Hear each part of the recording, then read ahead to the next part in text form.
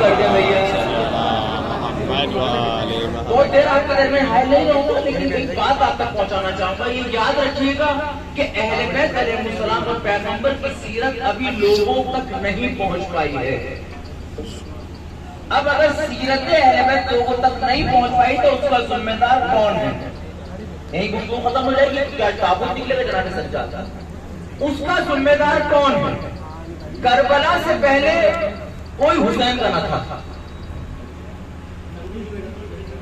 کربلا کے بعد کوئی یزید کا نہ تھا. میں پوچھنا چاہتا ہوں یہ ایک رات میں انقلاب آیا کیسے؟ بھائی جان امام حسین 28 رجب کو مدینہ چھوڑ رہے ہیں، تو کتنے لوگ امام حسین کے ساتھ آئے ہیں؟ تو جو حسین کے ساتھ آئے وہ کدھر تھے؟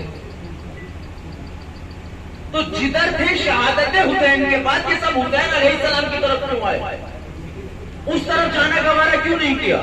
تو استاد محترم فرماتے تھے کہ اس حسینیت مزاج کو سمجھنے کے لیے آپ کو یہ سمجھنا پڑے گا کہ حسین ابن علی نواسے ہیں رسول کے، حسین ابن علی بیٹے علی مرتضیٰ سے، حسین ابن علی بھائی حسن مصطفیٰ کے، اور یہ شخصیتیں وہ جنہوں نے کسی سے کچھ بگاڑا نہیں ہے. بہت تاریخ سے حوالے سے میں عرض کروں گا بغیر اعتراض کے. آج ہماری دشمنی کیوں ہوگی بھائی؟ آپ سے اچھا کھاتا ہوں جب دشمنی ہوگی، آپ سے اچھا پہنوں گا جب دشمنی ہوگی، آپ سے اچھا مکان ہوگا جب دشمنی ہوگی، آپ کو ستاؤں گا جب دشمنی ہوگی. کیا کردار اہل بیت میں کہیں اچھا کھانا ملتا ہے، اچھا لباس، اچھا مکان، اچھی سواری؟ پھر لوگوں کو ایسی دشمنی کیوں کی؟ پھر لوگوں کو ایسی دشمنی کیوں کی؟ جب پوری تاریخ اسلام کو آپ نچوڑ لے کے آئیں گے تو پتا چلے گا صرف اس لیے دشمنی تھی، یہ مظلوم کے ساتھ کھڑے تھے، یہ ظالم کو برداشت نہیں کرتے تھے، یہ ہر مظلوم کی حمایت کے لیے اٹھتے تھے. تو کلیہ بن گیا.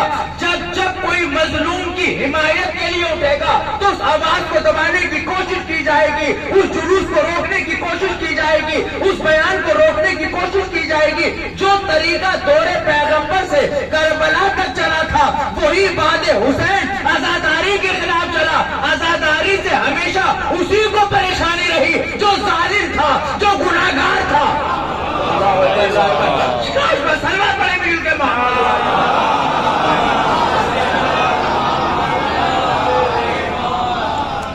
ورنہ ان عزاداروں نے، اس عزاداری نے کسی کا کیا بگاڑا؟ ماتم اپنا کیا، سینہ اپنا پیٹا، بھائی جان تبرک اپنا بانٹا، ننگے پیر خود چلے، بچوں کو اپنے لاگے بٹھایا اور کسی کو ستایا بھی، کسی کو ستایا بھی. پھر یہ خاموش قوم اگر دین کے نقشے قدم پہ چلتے ہوئے احتجاج کرتی ہے، سامنے والوں کو اعتراض کیوں؟ تو اس کا جواب علماء دیتے تھے جو میں نے آپ کو بتایا کہ حسین سے پریشانی کیا تھی. میرے استاد فرماتے تھے کہ ایک آدمی کوئی مال لے کے چلے اور وہ مال ایسا ہو کہ اگر وہ اپنے مقام تک پہنچا دے تو زندگیاں بیٹھ کے کھائیں. مطلب کوئی بھی کام، ٹرین میں چلے صاحب اور چڑھنے کے بعد بیٹھے تھے مال لیے ہوئے، کسی نے اطلاع دے دی حکومت کو کہ انلیگل مال جا رہا ہے، اس میں وہ مال ہے کہ جس سے حکومت کا بھی نقصان ہے، انسانیت کا بھی نقصان ہے، قانون کے خلاف ہے. اب یہ جو صاحب مال لیے بیٹھے تھے انہیں تو اطمینان تھا نا کہ اگر یہ مال میں نے پہنچا دیا تو میری نسلیں بیٹھ کے کھائیں گی، میری نسلیں آرام سے کٹیں گی. اب جو یہ مال پکڑا گیا تو جس کا مال پکڑا گیا ہے وہ پکڑوانے والے سے محبت کرے گا یا دعوت؟ میں بہت ہلکے لہجے میں کہوں گا، اس انداز سے نہیں کہوں گا کہ آپ نہ سمجھ پائیں. مجھے صرف میرا مجمع بتاتے کہ جس کا مال پکڑا گیا وہ پکڑوانے والے سے، اس کی اولاد سے محبت کرے گا یا دعوت؟ محبت نہیں کرے گا نا. اگر مال پہنچ جاتا تو بات ختم تھی. بس یہی مسئلہ تھا امام حسین علیہ السلام کا اور یزید ملعون کا. یزید جو خلاف اسلام لے کے مال جا رہا تھا، حسین نے شہادت دینے کے بعد اور زینب نے شہادت کے بعد گواہی دینے کے بعد جب اس مال کو پکڑا دیا، جب اس مال کو قبضے میں کرا دیا، اب آنے والی نسلیں اس درد کو برداشت نہ کر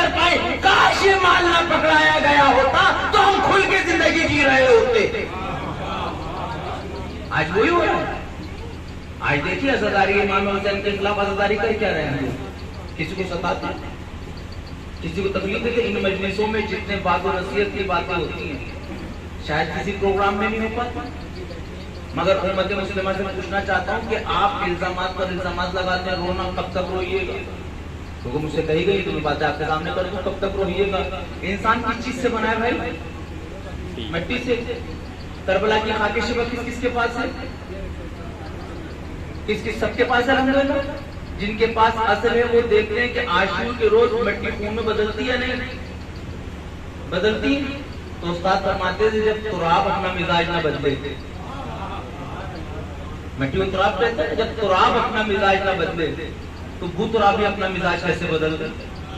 اور ظاہر سی بات ہے یہ قوم اس کو رو رہی ہے. واقعی میں آپ کے سامنے رکھ رہا ہوں، یہ قوم اس شخصیتوں کو رو رہی ہے کہ جن کو رونے نہیں دیا گیا ہے، ایک مقام پہ رونے نہیں دیا گیا. میں بالکل آج جس انداز سے پڑھتا ہوں اس سے الگ ہٹ کے آپ کو سنانا چاہتا ہوں تاکہ بات آپ تک پہنچ جائے. ہم پر بہت سارے الزامات میں ایک الزام یہ بھی لگایا گیا کہ ہم نے مولائے کائنات کو نبی سے زیادہ بڑھا دیا، جبکہ اس منبر رسول سے پورے علماء کی موجودگی میں اس ریکارڈنگ کے ساتھ میں کہتا ہوں کہ ہم مولائے کائنات کو مانتے ہی اس لیے کہ نبی نے کہا ہے. میں اسی طرح پڑھتا جاؤں گا. ہم مانتے ہی اس لیے ہیں کہ نبی نے کہا ہے.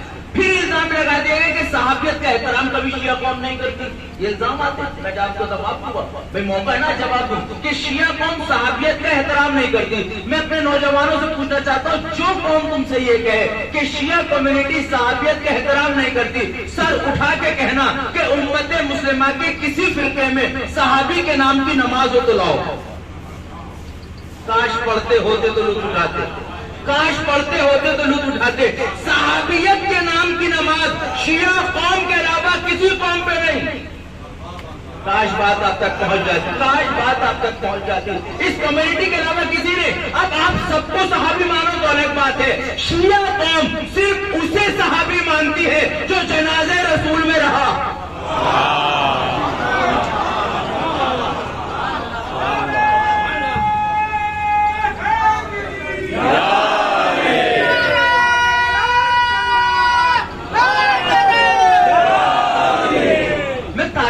ہلکا سے اشارہ دیتا چلوں نا، جو جنازے رسول میں رہے وہ صحابی. اب میں تاریخ کا رخ بدل رہا ہوں. میں نے کہا نا روز سنتے رہتے ہیں یوٹیوب پہ، بہت سنیے گا، میں مزاج تھوڑا سا بدل رہا ہوں. تاریخ پہ اعتراض کیوں؟ حسن کے نام پہ ہونے والے لنگر دسترخوان پہ اعتراض کیوں؟ علی کے نام پہ ہونے والی محفل پہ نام پہ اعتراض کیوں؟ اس کا مطلب یہ ہے یہ صحابیت سے بھی محبت نہیں کرتے. ایک لبادہ ہے جو ہمیں دکھاتے ہیں کہ محبت کرتے ہیں. یہ وہ لوگ ہیں جو بنام اسلام میں داخل ہوئے ہیں اور ان کا اسلام سے کوئی تعلق نہیں. ورنہ جو رسول کو مانتا ہو وہ آل رسول کو نہ مانے، جو رسول کو مانتا ہو وہ رسول کی اس بیٹی کو نہ مانے کہ جس کی آمد پہ رسول کھڑے ہو جاتے ہو.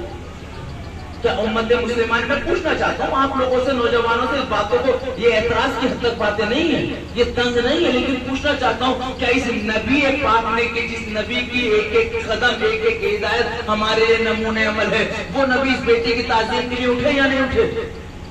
جبلا اٹھے؟ اس بیٹی کے در پہ آ کے سلام کیا یا نہیں کیا نبی خدا نے؟ اس بیٹی کے گھر آ کے 6 مہینے لگاتار اہل بیت النبوہ کہہ کے سلام کیا یا نہیں کیا؟ کیا تاریخ اسلام نہیں بھری ہوئی ان چیزوں سے؟ تو وہ روایتیں، وہ چیزیں اس قوم کو کیوں نہیں سنائی گئی؟ وہ چیزیں کیوں بیان نہیں کی گئی؟ وہ چیزیں اس لیے بیان نہیں کی جاتی کیونکہ اگر اہل بیت کا ذکر رہے گا تو ہمیشہ مظلومیت کی حمایت کے لیے لوگ کھڑے رہیں گے. جب جب یہ ذکر اہل بیت رہے گا ظالم کے خلاف ایک مورچہ کھولنے والی قوم کھڑی رہے گی. اور یہودی اور عیسائی قوم کبھی نہیں چاہتی کہ کوئی مظلوم کی حمایت میں کھڑا ہو. اور مظلوم کی حمایت میں اگر کوئی کھڑا ہوتا ہے تو اپنوں ہی کے کاندھوں پہ بندوق رکھنے کے بعد ان کا شکار کیا جاتا ہے اور ہم لوگ غافل ہو جاتے ہیں. ہم لوگ سمجھتے ہیں کہ ہماری مخالفت ان سے، ہماری مخالفت ان سے نہیں ہے. میں اپنے نوجوانوں سے پوچھنا چاہتا ہوں آج دنیا کے سب سے زیادہ ہتھیار بنانے والی کون سی قوم ہے؟ جی، تو جو دنیا میں سب سے زیادہ ہتھیار بناتی ہے، تو جو ہتھیار ابھی حکومتوں کے پاس نہیں آئے وہ ہتھیار آتنکوادیوں کے ہاتھ میں کہاں سے پہنچے؟ آپ خاموش بیٹھے ہیں. میں پوچھنا چاہتا ہوں مسلمانوں، مجھے ذرا جواب دو، جو ہتھیار ابھی حکومتوں کے پاس نہیں وہ آتنکوادیوں کے پاس کہاں سے پہنچے؟ اس کا مطلب یہ ایک طرف تم دعویٰ یہ کرتے ہو ہم سپر پاور ہیں، ہمارے نہاد میں تمام نظام ہے، جو تمہاری فیکٹریاں تم خود نہ بچا پائے وہ دوسروں کو کیا بچاؤ گے؟ یہ ہتھیار تم اس لیے ان آتنکوادیوں کو دیتے ہو تاکہ ان مظلوموں کو حملہ کیا جائے، ان مظلوموں کا شکار کیا جائے. ایک طرف تم الزام لگاتے ہو شیعہ قوم نماز نہیں پڑھتی، ایک طرف الزام لگاتے ہو ان کا قرآن سے کوئی واسطہ نہیں، ایک طرف تم الزام لگاتے ہو کہ ان کا دین سے کوئی واسطہ نہیں، اور جب تم بم باندھنے کی باری آتی ہے تو یا تمہیں مسجد ملتی ہے مجلس ملتی ہے. میں پوچھنا چاہتا ہوں امت مسلمہ سے کہ جس پیغمبر اسلام کا آپ بھی کلمہ پڑھتے ہیں، جس پیغمبر اسلام کا ہم بھی کلمہ پڑھتے ہیں، جو آپ کا بھی رہبر ہے، جو ہمارا بھی رہبر ہے، اس میں اختلافات کی باتیں کہاں سے آ گئی؟ آج کوئی دین پہنچانے والا نہیں نکلا، دین سمجھانے والا نہیں. ہم اپنی حد تک خوش ہیں، وہ اپنی حد تک خوش ہیں، لیکن ہمیں 2 قدم آگے بڑھنا پڑے گا کیونکہ ہم حسین ابن علی کے ماننے والے ہیں. ہمیں 2 قدم آگے بڑھنا پڑے گا کیونکہ ہم سید سجاد کے ماننے والے ہیں، کیونکہ دین کے وارث ہم ہیں، دین کے نمائندے اب ہم ہیں. رہبر نے، ہمارے اماموں نے یہ دین کو پہنچانے کی ذمہ داری ان عزاداروں کے کاندھے پہ ڈالی ہے. تو جن عزاداروں کے کاندھوں پہ دین کے پہنچانے کی ذمہ داری ہوگی وہ 2 بات سنے گا، وہ 2 باتیں برداشت کرے، کیونکہ مال ہمیں دین کا پہنچانا ہے اور اس عزاداری کی حساب سے پہنچانا ہے. آج جو دنیا کہتے ہیں اس عزاداری کا فائدہ کیا ہوا، یاد رکھیے گا ان جلوسوں کو عزاداری کا سب سے بڑا فائدہ یہ ہوا کہ آج توہین رسالت کرنے والے مل جاتے ہیں، حسین کے خلاف بولنے والا نہیں ملتا. بہت بڑی بات یہ ہے، کاش حد تک پہنچ جاتی، کاش حد تک پہنچ جاتی. آج برابر توہین رسالت ہو رہی ہے کیونکہ دنیا جانتی ہے یہ قوم توہین رسالت میں نہیں بولے گی، مگر زینب نے ان جلوس اور مجلسوں کی بنا ڈال کر ہر یزیدیت کی نسل پہ بین لگا دیا. اب کوئی کہنے کو تیار نہیں کہ یزید ہمارا تھا. شرما بیجے بیوی کے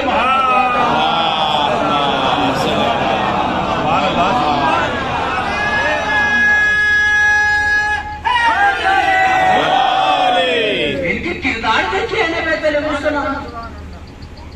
آج جس کا منہ آتا ہے وہ کچھ بھی بول کے چلا جاتا ہے. یہ ایسے آؤ نا، آپ یہ نہ دیکھو شیعہ کیا کرتے ہیں، شیعوں کے عقائد دیکھو کتابوں میں کیا کتابیں ہیں.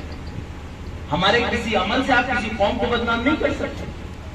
جس طرح آج آپ مسلمانوں کے حق میں ہونے کی دلیل کیا ہے؟ بس میں اپنی چاہتا ہوں آپ کے حق میں ہونے کی دلیل کیا ہے؟ آپ کہیں گے ہمارے حق میں ہونے کی دلیل قرآن مجید ہے، تو دوسرے دھرم کے والوں کے پاس بھی ان کے اوتار اور کتابیں موجود ہیں. آپ کے حق میں ہونے کی دلیل کیا ہے؟ آپ کے اوتار، آپ کے نبی امام، تو ان کے پاس بھی ان کے اوتار موجود ہیں. پھر کسی بھی قوم کے حق میں ہونے کی دلیل کیا ہوتی ہے؟ حق پہ ہونے کی دلیل یہ ہوتی ہے کہ جو کتابوں میں پایا جائے وہی اوتار میں پایا جائے، جو اوتار کی زندگی ہو وہی کتاب میں پایا جائے. یہ حق پہ ہونے کی دلیل ہے. اسلام کے حق پہ ہونے کی دلیل یہ ہے جو قرآن میں لکھا گیا وہی اہل بیت نے انجام دیا، جو اہل بیت انجام دیتے آئے وہی قرآن کی آیتیں بنتی نظر آئیں. آپ ایک جگہ دکھائیں کہ قرآن کچھ کہتا ہو اہل بیت کچھ کہتے ہو. اہل بیت ثقافت کرتے تو آیتیں نازل ہوتی ہیں، آیتیں نازل ہوتی ہیں تو اہل بیت زکات دیتے ہیں، روٹیاں آتی ہیں تو آیتیں آتی ہیں، روٹیاں جاتی ہیں تو سورے آتے ہیں. یہی تو عمل ہے. تو اب میں اپنی کمیونٹی سے 5 منٹ کے لیے بات پوچھنا چاہتا ہوں، جب کسی قوم کے حق پہ ہونے کی دلیل یہ ہے کہ جو کتاب میں ہے وہی کردار ہو، جو کردار ہے وہی کتاب ہو، تو آپ کے حق پہ ہونے کی دلیل بھی جبھی بنی جائے گی جو آپ کے نبی اور امام ہے وہی آپ کے معاشرے میں پایا جائے، جو معاشرے میں پایا جائے وہ کتابوں میں پایا جائے. محمد صلی علی محمد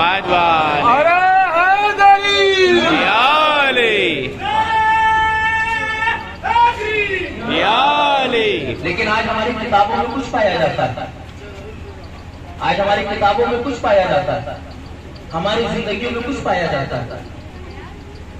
رات کو مجلس کے بعد جب گھر جانا تو ذرا سوچنا کہ ہمارے کس عمل سے اہل بیت کا عمل ملتا ہے، یا اہل بیت کے کون سے عمل سے ہمارا عمل ملتا ہے.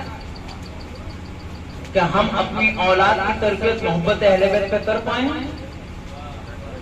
کیا ہمارے دسترخوان، ہمارے گھر کا معاشرہ اہل بیت کے معاشرے کی طرح بن پائے؟ میں اپنے نوجوانوں سے تھوڑی دیر خطاب کروں گا. جو مجھے حکم ہوا تو میں نے عرض کر دیا آپ کے سامنے، جو اعتراضات جو سوالات تھے وہاں تک میں نے پہنچا دیا. میں اپنے نوجوانوں سے پوچھنا چاہتا ہوں کیا تم نے کبھی ماں باپ کا احترام اس طرح کیا جس طرح قرآن نے کہا تھا؟ کیا آج معاشرے میں یتیم کو وہ حق دیا جا رہا ہے جو قرآن کہتا ہے؟ آج پڑوسی کو ان حقوق کے ساتھ یاد کیا جاتا ہے جسے اسلام ہم کو حکم دیتا ہے؟ کیا آج نماز بھی اس طریقے سے نماز پڑھی جاتی ہے شریعت کا حکم ہے؟ آپ نے کبھی غور کیا کہ جب نمازیں گھروں میں ہوتی تو مسجدیں کیوں بنوائی گئی ہیں؟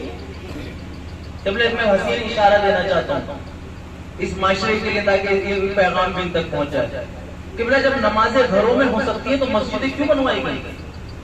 اسراف نہیں ہے؟ اور اس کے بعد بھی مستحب مسئلہ کیا ہے کہ واجب آپ رہتے ہیں اس علاقے میں شیرکوٹ کے جس محلے میں آپ رہتے ہیں آپ پہ مستحب ہے کہ اپنے علاقے کی مسجد میں واجب نماز پڑھیے گا، محلہ چھوڑ کے نہ پڑھیے گا۔ سبحان اللہ سبحان اللہ۔ اسلام بتا رہا ہوں اسلام کیا چاہتا ہے آپ سے، میں نے اپنی بات پہنچا دی جو پہنچانی ہے۔ اسلام کیا چاہتا ہے؟ ہمیں گاؤں کے رہنے والے شہر کے رہنے والے 5 مسجدیں ہیں، لیکن شریعت یہ کہتی ہے کہ واجب نماز اپنے علاقے کی مسجد میں پڑھنا۔ شریعت کا کیا فائدہ ہے؟ اللہ کا کیا فائدہ ہے؟ علاقے کی مسجد کہتے کسے ہیں؟ کا علاقہ بنتا کیسے؟ کا ایک باپ نے شادی کی، مرد نے شادی کی، اولاد ہوئی، بچے ہوئے 1 2 3 محلہ بننے لگا، گھر بننے لگے۔ ایک باہر والی آنے کے بعد اتنا اثر انداز ہو گئی کہ اختلافات کی ایک دنیا کھڑی ہو گئی، دیوار کھڑی ہو گئی۔ یہ حقیقت ہے، آپ سمجھیے اس بات کو، میں آپ تک بات پہنچانا چاہتا ہوں۔ شریعت کیا کہتی ہے کہ مستحب ہے واجب نماز جماعت سے علاقے کی مسجد میں پڑھو۔ آپ سوچ رہے ہو کہ ہم جماعت پڑھنے جا رہے ہیں؟ میں مثال دیتا ہوں، ہم 3 بھائی ہیں اور تینوں بھائی ایک گھروں میں رہتے ہیں، مگر شاید شکل نہ دیکھ پا رہے ہو، شاید مل نہ پا رہے ہو، شاید ملاقات کا موقع نہ مل پاتا ہو، شاید چچا کے بچے سے نہ مل پائے کیونکہ اگر ملے تو گھروں میں اختلاف ہو جائے۔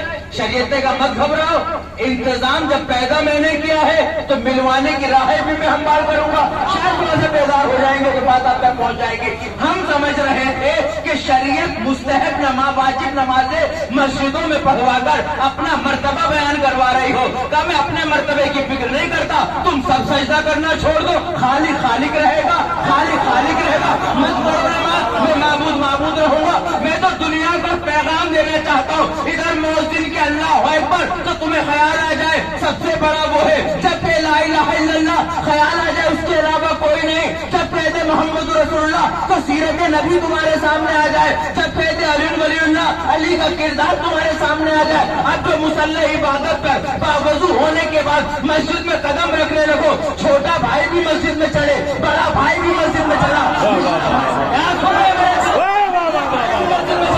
لوگ سمجھ رہے تھے نماز ہو رہی ہے، شریعت نے کہا نماز عبادت کا نام نہیں ہے، رشتوں کو مضبوط کرنے کا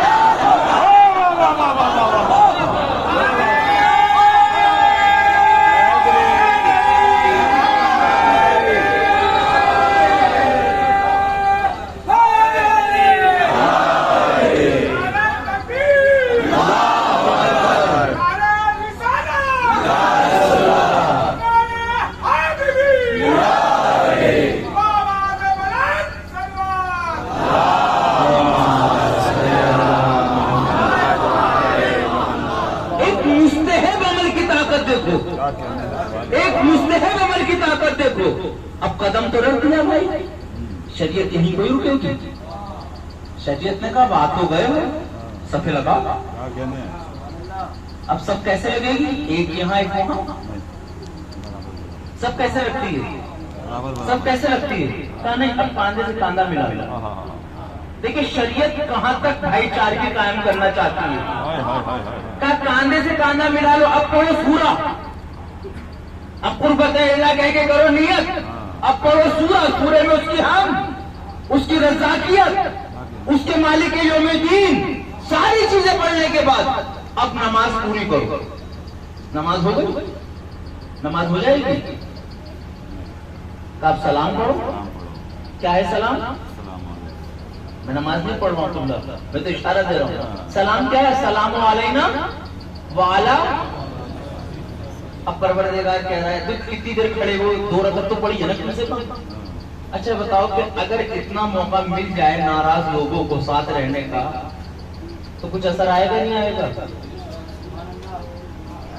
ایک ہی ماں کی کوکھ میں پلے ہیں، ایک ہی غذا رہی ہے، کچھ تو الفت آئے گی نا۔ اب شریعت نے کہا نماز ہو گئی، اب مسافہ کرو، اب مسافہ کرو، کیونکہ بلا تو لیا، اب بولے کیسے؟ ہمیں یہی تو خجالت ہوتی ہے نا، ہم بولے کیسے؟ میں نے کل عرض کیا تھا نا، اسلام نے ہر کلام سے پہلے سلام رکھا ہے تاکہ جھگڑا ہی ختم ہو جائے، تاکہ جھگڑا کا بولے کیسے؟ کہا نہیں ایسا نہ بولو، مسافہ ملاؤ، شیخین نہیں، مسافہ کرو۔ کہا مسافہ میں کیسے بولو؟ کہا رک جاؤ، بھیجو درود محمد والے محمد پر۔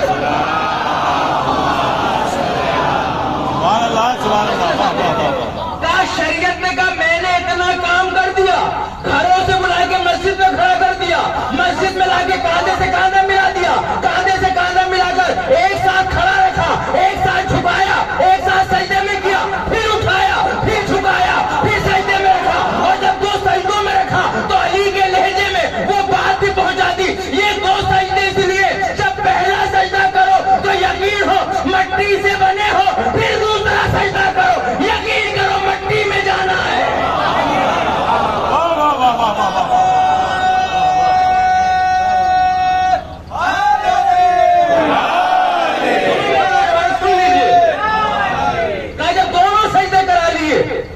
اب مسافہ کرو، بولنے کی ہمت نہیں رہا، بھیجو درود تو بھیجی۔ اب جو آدمی ہاتھ ملنے کے بعد، اتنے قریب آنے کے بعد آل رسول پہ درود بھیجے، پھر بھی نہ بولے، پھر بھی خیریت معلوم نہ کرے، اب شریعت سے بڑھ کر پھر علماء نے سہارا دیا، کب نماز کے بعد مسافہ کرنا تھا، اور پھر مرومین کے لیے فاتحہ پڑھنا، جیسے کہ بڑے اہم مقام پہ لے آیا ہوں، کاش یہ بات آپ تک پہنچ جائے۔ کہا یہ مرومین کے لیے فاتحہ کیوں؟ کہا کیونکہ نئی نسل ہے، شاید بزرگوں کو بھول گئی ہو کہ کتنی محنت سے پالا تھا، کیسے بستیوں کو آباد کیا تھا، کیسے قوموں کی زندگی کی دعائیں مانگی تھی۔ جب مرومین کو فاتحہ پڑھو گے تو کوئی تو ہو جو تمہیں بتائے کہ بزرگوں نے کتنی قربانیاں دے کر تمہیں بچایا ہے۔ سبحان اللہ سبحان اللہ۔ اب ہم ان مرومین کو کتنا بھولے ہوئے، کتنا بھولے ہوئے مرومین۔ شب جمعہ کے علاوہ کبھی فاتحہ پڑھتے ہیں؟ کتنی بار کھانے پہ فاتحہ پڑھ کے ہم مرومین کو نظر کرتے ہیں؟ ماں مر گئی، باپ مر گئے، بہن چلی گئی، بھائی کا انتقال ہو گیا، کتنا یاد آتا ہے نا؟ کیا کیا ہے؟ مرنے والے کی اولاد کے ساتھ ہمارا کیا سلوک ہے؟ اجازت ہے 2 منٹ بول کر؟ بسم اللہ۔ مرنے والے کہ یتیم کے ساتھ ہمارا کیا سلوک ہے؟ یتیم کا تعاون میں نے ایک واقعہ پڑھا جس واقعے نے میری روح جھنجھوڑی ہے، اس کے بعد میں پڑھتا ضرور ہوں جب مجھے موقع ملتا تھا۔ جب باپ زندہ ہوتا ہے نا اور ایک ماں زندہ ہوتی ہے تو بچوں کو بڑی ڈھارس ہوتی ہے، اور ایک جگہ ایک مفکر کی میں نے بات پڑھی تھی، ماں کو مرنے سے خطرہ نہیں لگتا تھا، ماں کو احساس ہے میرے بعد میری اولاد کو پالے گا۔ اور اگر ماں باپ سے محبت تو ایک سوال پوچھنا چاہتا ہوں نوجوانوں سے، کبھی ماں باپ کی محبت میں انہیں شاپنگ کرانے لے گئے؟ کبھی کاروبار سے تھک کر آئے ہوں ماں باپ کے ٹانگوں کو دبایا؟ کیا سمجھتے ہو کہ پیسہ دے دیا حق ادا کر دیا؟ جن ماں باپ نے تمہیں اپنی حیثیت سے بلکہ بڑھ کے کھلایا ہوا، میں نوجوانوں سے 5 منٹ بول رہا ہوں، میرے تو پھر موقع ملے نہ ملے کبھی پوچھنا چاہتا، کبھی توفیق ملی کہ باپ آفس سے تھکا ہوا آیا ہو، فرمائشوں کا ڈھیر لگانے سے پہلے کبھی اس باپ کے قدم دبائے ہیں؟ رات کو اس کے سرہانے بیٹھنے کے بعد اس کا ماتھا دبایا ہوا؟ وہ ایک ماں جو صبح سے اٹھنے کے بعد رات تک، میرے پاس الفاظ نہیں ہے، ایک نوکرانی کی صورت میں تمہارا خیال رکھ رہی ہے، اس ماں سے کبھی پوچھا ہے کہ کوئی حاجت؟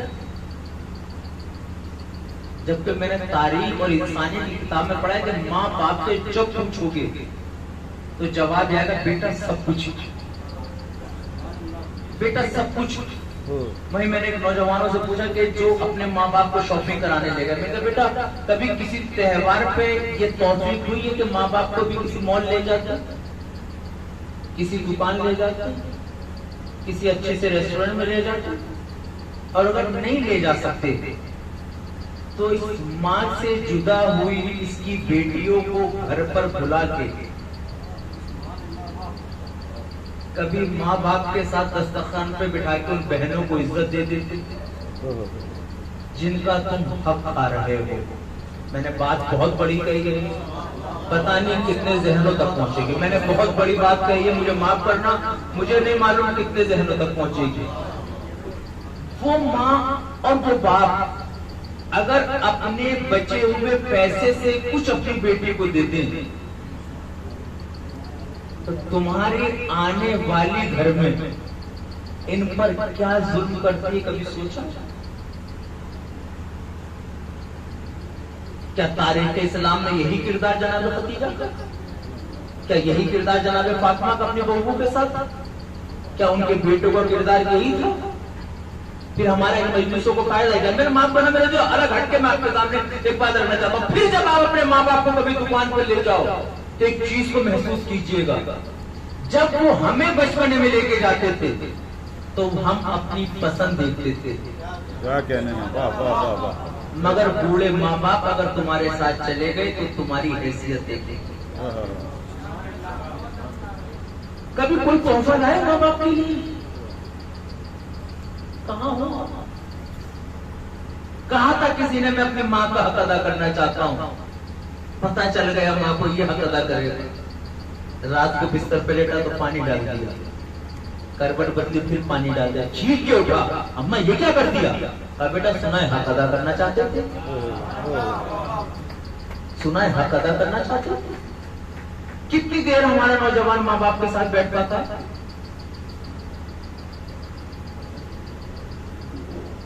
موبائلوں پہ رہتے ہو، آفس سے کتنی بار ماں یا باپ سے بات کر لیتے ہو ویڈیو کال پر، جبکہ زندگی ان کی دعاؤں سے بدلے گی۔ کیا کہنے ہیں، واہ واہ واہ۔ ماں باپ کو احتیاج نہیں، میں نے نہ جانے سینکڑوں ماں باپ کے انٹرویوز کیے ہیں اور باتیں کی، میں نے پوچھا تمہیں کیا ابھی اولاد سے کچھ چاہیے؟ ہر ماں باپ نے ایک ہی جواب دیا، بس اس کی خوشی چاہیے، بے شک بے شک، اس اطمینان چاہیے۔ میرے نوجوانوں یاد رکھو، آج تم جوان ہو گے اپنے ماں باپ کا خیال نہیں رکھو گے، کل تمہیں بھی بوڑھا ہونا، کل تمہیں بھی بوڑھا ہونا۔ اور میں کہنا چاہتا ہوں ان جوانوں سے جن کے ماں باپ اس دنیا سے جا چکے ہیں، اپنے ماں باپ کو کار خیر میں فراموش نہ کرنا۔ اور روایتوں میں آتا ہے کہ جب ایک شخص روتا وہ حضور کی خدمت سے پہنچا، حضور بڑا پریشان ہوں، حضور بڑا پریشان ہوں۔ کہا جا اپنے حق میں ماں سے دعا کرا، کہا حضور ماں نہیں ہے، کہا جا ماں کی قبر پہ جا، کہا ماں کی قبر کا پتہ نہیں، کہا قبرستان میں جا کے نشان بنا اور اس نشان پر بیٹھ کے کہ پروردگار میری ماں کے صدقے میں میری نجات کر دے۔ ہمارے نوجوان ماں باپ کو بھولے اور اس کے بعد پھر یتیموں کے ساتھ سلوک۔ معاف کرنا میرے عزیزوں، یتیموں کے ساتھ سلوک۔ ایک بچہ حالت تصور میں کہتا ہے کہ یا رسول اللہ آپ کا یوم ولادت قریب، سن لینا میرے عزیزوں، آپ کا یوم ولادت قریب ہے قبلہ، اور اس بار میرے پاس نیا لباس نہیں جو آپ کے یوم ولادت پہ پہن سکوں۔ جملے سنیے گا، مگر گھبرانے کی کوئی بات نہیں رسول اللہ، مجھے یہ احساس ہو گیا ہے کہ میں یتیم ہوں، مجھے یہ احساس ہو گیا ہے کہ میں یتیم ہوں۔ ایک شمع نکالتا ہے، کہتا ہے لیکن کوئی بات نہیں رسول اللہ، میں آپ کے روزے ولادت کسی شمع کو روشن کروں گا۔ اور اب جو یہاں پہ جملے ہیں وہ جملوں نے میری روح کو جھنجھوڑا، اور جملہ کہتا ہے یا رسول اللہ یتیم تو آپ ہی تھے، مگر میں نے تو پڑھا ہے کہ آپ کے چچا نے اپنی اولاد سے زیادہ آپ کو چاہا.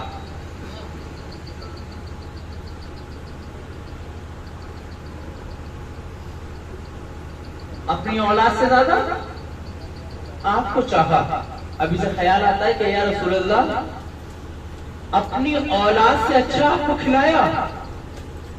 میں کہتا ہے کہ یا رسول اللہ لیکن جب سے میرا باپ مرا ہے مجھے معاشرے میں عزت نہیں دی گئی, میرا اسکول مجھ سے چھین لیا گیا, نیا لباس مجھے نہیں دیا گیا. یکا سے خیال آتا ہے کہ چلو میں اپنے امام کی خدمت میں عریضہ لے لوں.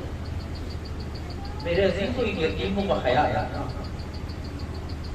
آج ہمارے معاشرے میں کتنے ایسے یتیم ہیں, ہمارے خاندانوں میں کتنے یتیم ہیں, کیا ہم ان کو وہ حق دے پا رہے ہیں؟ ہم اپنے پرانے کپڑے بھی نہیں پہنچا پاتے.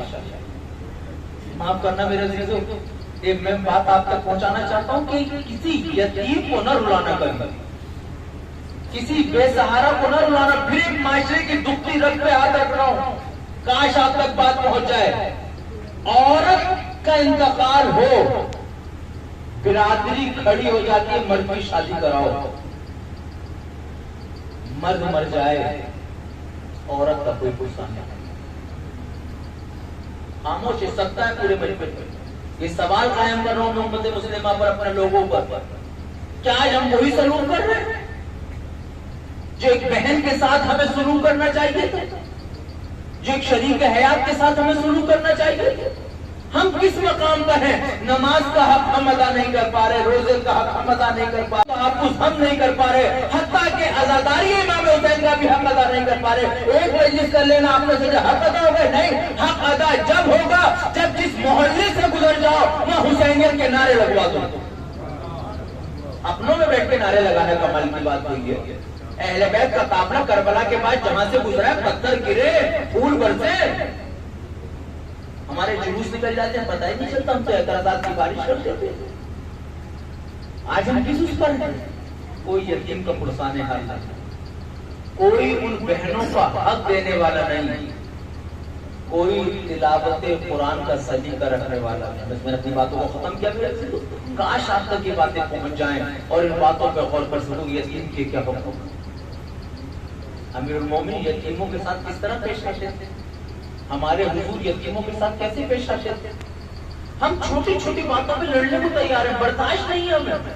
ہوتی ہے برداشت بھائی, میں بھی آپ کو دو جملے کہہ دوں, آپ میرا گریبان پکڑنے کے لیے تیار ہے, لیکن اگر میرے آپ سے مفاد وابستہ ہیں, جو لوگ کہتے ہیں ان کے لیے کہتا ہوں کہ مولانا ہم سے برداشت نہیں ہوتا, مولانا لوگ کہتے ہیں ہم سے برداشت نہیں ہوتا. میں پوچھنا چاہتا ہوں کہ ایک نوکری کرنے والا اپنے ادھیکاری کی بات برداشت کرتا ہی نہیں کرتا, ایک دکان پہ بیٹھنے والا سیلس مین ایک کسٹمر کی بات برداشت کرتا ہی نہیں کرتا, ایک گاڑی چلانے والا ڈرائیور اپنے کسٹمر کی بات برداشت کرتا ہی نہیں کرتا. اس کا مطلب برداشت کرنا آتا ہے, بس فکر یہ ہوتی ہے کہ کس کی کرنی ہے.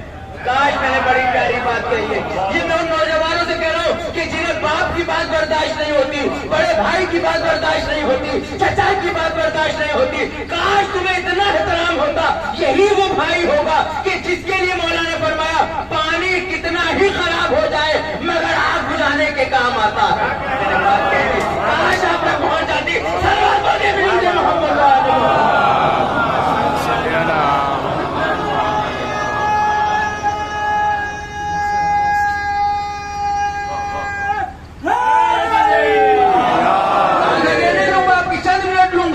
یہ نوجوان پوری نسل کس کے خلاف جا رہی ہے؟ دوستی کی طرف. کون ہے دوست؟ میں آپ کا دوست ہوں, قبلہ آپ کا دوست. لفظ دوست کو بدنام کر دیا. مولا کائنات سے پوچھو دوستی کسے کہتے ہیں, پیغمبر سے پوچھو دوستی کسے کہتے ہیں. اب سنیے میرا دیدو, 5 منٹ لوں گا پھر میں صاحب کی طرف چلوں گا. دوستی کہتے ہیں کس کو ہے؟ مولا کائنات سے پوچھا, مولا دوست بہتر ہے یہ بھائی؟ جلدی جلدی سناؤں گا آپ کو. دوست بہتر ہے یہ بھائی؟ مولا نے فرمایا بھائی اگر دوست ہو نہیں میرے بھائی اگر کا مطلب فرق کیا ہے؟ کا دوست اور بھائی میں وہی فرق ہے جو ہیرے اور سونے میں ہوتا ہے. کا دوست ہیرے کے مانند ہے, ٹوٹ کے جڑے گا نہیں. भाई सोना है। हाय हाय हाय, काश काश आप समझ ले, भाई सोना है। फिर उसके बाद मौला ने फरमाया, मौला दोस्त, हम कहते हैं हम दोस्ती के खातिर, माँ बाप से झूठ दोस्ती के खातिर, हमारा सबसे अच्छा दोस्त कौन होता है? जो हमारी बातों को छुपाए। सबसे अच्छा दोस्त कौन है? जो हमें दीन से दूर कर दे। सबसे अच्छा दोस्त कौन है? जो हमें माशरे में लड़ा दे। यही तो दोस्त सबसे अच्छा है। आइए इस्लाम से पूछते हैं, पाएंगे इस्लाम से पूछते हैं, दोस्त किसे कहते हैं? मौला ने फरमाया, दोस्त वही जो आईने की तरह हो। ये आखिरी बात है मेरी, मेरे से फिर मजाक की तरफ चला जाऊंगा। दोस्त वही जो आईने की तरह हो। तो मौला आईने की तरह हो क्या मतलब, क्या कहना चाहते हैं? तो आईने को रखो सामने और उसकी सिफत तलाश करो। आईने की पहली सिफत ये, झूठ नहीं बोलता। नहीं पहुंची बात? मैंने यहाँ शीशा लगाया, शीशे में मैंने देखना चाहा कि मैं देखूं कैसा लग रहा हूं, तो आईने ने क्या बताया? सर पे अमामा, चश्मा, कबा, यही तो बताया, यही तो बताएगा आईना। क्या इस सफेद को काला कर देगा आईना? दोस्ती के खातिर माँ बाप को भूलने वालों, दोस्ती के खातिर अज़ादारी को फरामोश करने वालों, दोस्ती के खातिर रिश्तों को पामाल करने वालों, दोस्ती के खातिर जन्नत छोड़ के जहन्नम में जाने वालों, मुझे बताओ कैसे इतने दोस्त हैं? कितने इतने दोस्त हैं जो सच बोलते हो? आईने की दूसरी सिफत, दोस्त हटे, दूसरा आए, गीबत नहीं करता। मैं इससे आसान लफ्जों में क्या बताऊं? एक हटे, दूसरा आए, गीबत नहीं करता। हमारे पास है कोई ऐसा दोस्त जो हमसे हमारी बात करता हो? दोस्ती कहते उसे जहां गीबत शुरू होती है। नहीं नहीं मेरे नौजवानों, ये खिलाफ फितरत बात हो रही है, तो आप थोड़ा सा अजीब तो लहजे में सुन रहे हैं। आप बताएं कि आईने के सामने मैं खड़ा था, हम हटे, मेरे छोटे भाई आ गए अजहर साहब। अब अजहर साहब को हमने देखा तो अजहर साहब को बताया काला लिबास है। अब ये हटे तो फिर हम आ गए, हम लाख पूछे बता क्या पहना था। है कोई ऐसा दोस्त आपके पास? है कोई आपके पास ऐसा दोस्त? एक हंसी नतीजा दूंगा। अब तो आईने की तीसरी सिफत क्या? पहली सिफत झूठ नहीं बोलता, दूसरी सिफत गीबत नहीं करता, तीसरी सिफत क्या है आईने की? हमने पूछा आईने से क्या पहना था, जब न बताया तो हमने पत्थर लिया और तोड़ दिया। अब जो टूटा तो टूटी हुई किरचों में देखा, सर पे फिर भी अमामा, आंखों पे फिर भी चश्मा, बदन पे फिर भी काला लिबास। ये होती है बगैर दोस्तों की पहचान, कि दोस्ती खत्म भी हो जाए। है मेरे नौजवानों, बेदार हो जाओ। अगला जुमला जो मैं देना चाहता हूँ, बेदार होकर सुनिएगा। जो आप दोस्त ढूंढ रहे, है कोई ऐसा दोस्त जो दोस्ती खत्म होने के बाद भी सच बोले, जो दोस्ती खत्म होने के बाद भी झूठ ना बोले?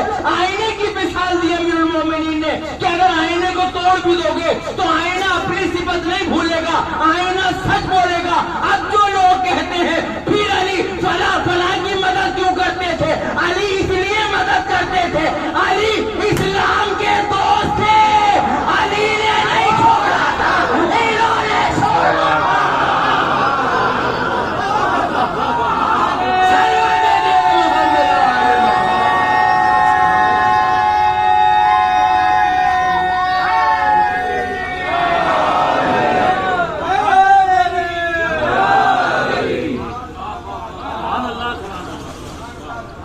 है कोई तुम्हारे पास ऐसा दोस्त? जब नहीं है तो भाई को दोस्त बना लो, जब नहीं है तो माँ को दोस्त बना लो, जब नहीं है तो बाप को दोस्त बना लो। मगर इनका हक है, बड़ी मेहनत से पालते माँ बाप, अपना पेट पाल के पालते हैं, और कभी ये ना कहना कि दिया क्या है। मेरे उस्ताद एक जुमला कहते थे, माँ बाप ने अगर कुछ भी नहीं दिया तो तुम्हें अपना नाम दे दिया है। बहुत हल्के लहजे में बात कही है मैंने, बहुत हल्के लहजे, क्योंकि अगर ये माँ बाप का नाम ना होता ना भाई, तो सर उठा के नहीं जी पाते। वहीं फिर एक मुफक्किर ने एक जुमला कहा कि अगर तुम्हें यह एहसास है कि तुम्हारे माँ बाप ने कुछ नहीं दिया, तो इतनी मेहनत करना कि तुम्हारी औलाद भी जुमले न दोहरा पाए। काश आप तक बात पहुंच जाती, काश जिसने हमें सब कुछ दिया उसे हमने क्या दिया? جس نے آنکھیں دی ہیں، دانت دیے ہیں، جسم دیا ہے، وجود دیا ہے، اس کو ہم نے کیا؟ خود جن اہل بیت علیہ السلام نے ہمیں عزت دی ہے، ہم نے انہیں کیا دیا؟ سمجھ رہا ہوں اپنی بات کو، مذاہب کی طرف جاؤں گا میرے سے. زندگی میں ہم نے ان سے مانگا ہے، مانگا یا نہیں مانگا؟ کیا کیا نہیں مانگا ہم نے ان سے؟ سب کچھ مانگا. میں پوچھنا چاہتا ہوں، اگر روز محشر کبھی علی نے پلٹ کے کہہ دیا کہ میں نے تو تمہیں سب کچھ دیا تھا، تم نے مجھے کیا کیا؟ میرے نام پہ تو زندگی بھر کھایا، میرے نام پہ کسی کو کیا کھلایا ہے؟ میرے نام پہ تو زندگی بھر عزت دی، میرے نام پہ کس کو تم نے کبھی عزت دی؟ ارباب عزت. ہم سے مجلس ختم ہو چکا. اللہ ان مجالس کو کرانے والوں کو سلامت رکھے، ان ماتمداروں کو دین سکھائے، ماؤں بہنوں کا احترام کی توفیق ہمیں دیتے نظر آئے. عزاداری میں کبھی کوئی کنجوسی نہ کرنا، گریے میں کبھی کوئی کنجوسی نہ کرنا. نام حسین میں جتنا بانٹ سکو بانٹیے گا، خیال رکھنا بس حق و حلال کا ہو، جتنا بانٹ سکو. موقع مل جائے تو کربلا پہ چلے جائیے، اور اگر وہاں نہ جا پاؤ تو اپنے علاقے کی کربلا کو چلے جائے، کیونکہ جو شخص اپنے وطن کی کربلا نہیں جاتا، حسین سے اپنی کربلا نہیں جاتا. ان تازیوں کا احترام کیا کرو، ان جلوسوں کا احترام کیا، ان بزرگوں کا احترام کر لینا. میں نے 5 دن آپ کی سما خراشی کی ہے، واقعی میں وہ حق ادا نہیں کر پایا جو ادا ہونا چاہیے تھا، مگر جتنا پڑھا میرا رب جانتا ہے کہ دل سے جتنا پڑھا ہے وہ سوچ کے پڑھا ہے کہ شاید ان جملوں کو بیان کرنے سے میری بھی اصلاح ہو جائے، تاکہ ان جملوں کو، کیونکہ آج ہم کہاں ہیں، کبھی موقع ملا تو تفصیل سے ان چیزوں کو عرض کریں گے. آج سے ہم اس تعبیر کی مجلس سے وعدہ کر کے جائیں گے، جیسے ہم نے کہا تھا کہ اہل بیت کی محبت کو لوگوں تک پہنچانا، اہل بیت علیہ السلام کی معرفت سے لوگوں کو آشنا کرانا ہے، ماں باپ کا احترام کرنا ہے، اور جب کوئی وفادار کہیں تمہیں مل جائے تو اس کی عزت کر لینا، نام حسین کا کر لینا، کیونکہ حسین غریب کو یہ بڑے احترام تھا اہل بیت کو کہ کوئی بھوکا نہ سونے پائے. بڑا احترام اہل بیت کرتے تھے کہ جس شہید کا آج ہم تعارف نکالیں گے، سید سجاد. کیا سید سجاد کے مسائل پڑھنا ضروری ہے؟ میں پوچھنا چاہتا ہوں اپنے نوجوانوں سے، کیا سجاد سجاد سجاد سجاد یہی کہتا ہوں، اس پہ نہیں رونا چاہتا؟ میں نہیں پڑھوں گا مسائل، میں صرف تصور آپ کے سامنے پیش کر رہا ہوں. میں پوچھنا چاہتا ہوں کہ ایک نوجوان کی غیرت کس حد تک اجاگر ہوگی جب بہنوں کے سر سے چادر اتر رہی ہو؟ آواز بلند کر دیں. میں آپ کو تصور پیش کرتا ہوں. تاریخ کہتے ہیں کہ جناب زینب نے مسلح نکالا، بیمار بھتیجا کھڑا ہوا.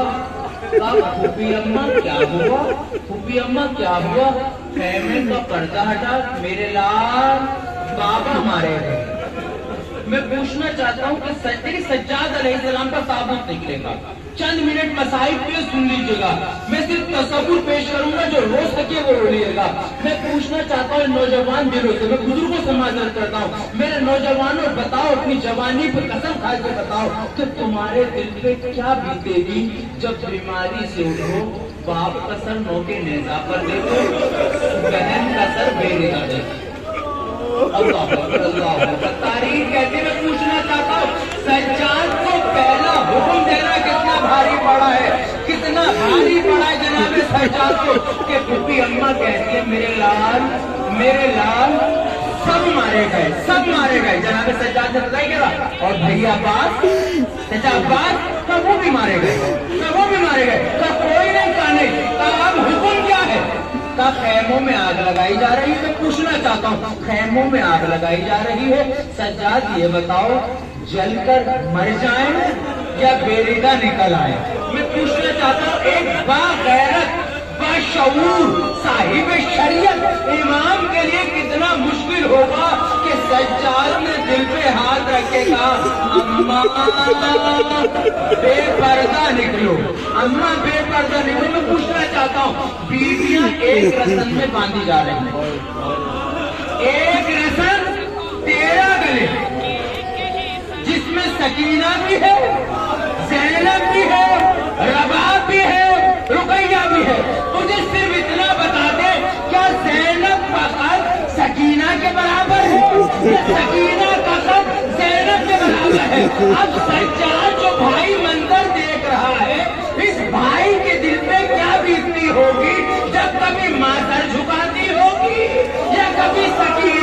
बेड़ियों के बल चलती होगी, बताओ।